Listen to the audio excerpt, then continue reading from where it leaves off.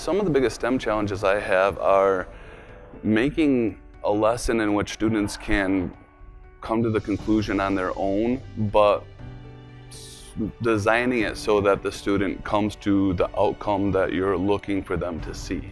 A lot of STEM education has manipulatives and self-driven or student-driven education, but sometimes the student kind of misses the mark because it's not structured quite enough. And I think that that's something that a lot of the lessons that are developed here can give students. Well, the biggest challenge we face is a lack of resources and a lack of technology in the classroom. Oftentimes, in our district, we don't really have one-on-one technology, so we have to borrow, we have to wait, and then by the time you get access to it, some of it is damaged, it's not working properly, but you just have to persevere and make it through and do what you can with what you have. I think it's that networking piece. It's being with other like-minded teachers with whom you can share strategies, you can find support, you can deal with standards, all those things that teachers find themselves having to do.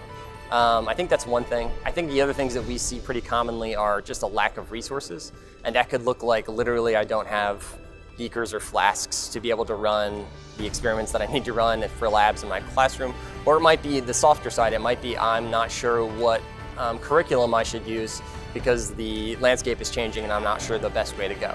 The biggest challenges I see are probably funding through the schools to get the appropriate STEM tools that we need to teach children properly, and also training for teachers that aren't maybe STEM backgrounds and getting them in to teach computer science and cybersecurity. It's not something you can just jump into easily.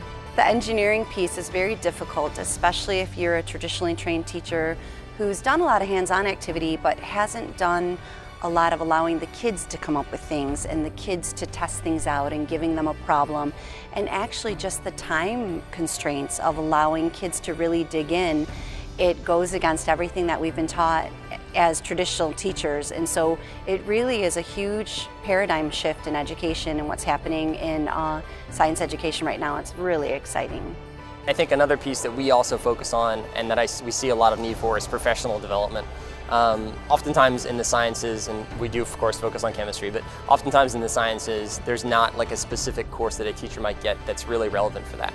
And so this is one way that we can hopefully provide some of those resources in partnership with Dow that's professional development that's really grounded in that science that you might not have the opportunity to have if you were just relying on your district to provide it. So I think that's another challenge that exists out there. I think in collaboration with Dow we can be a part of that answer, but I think that there's a lot of space for other people to come into.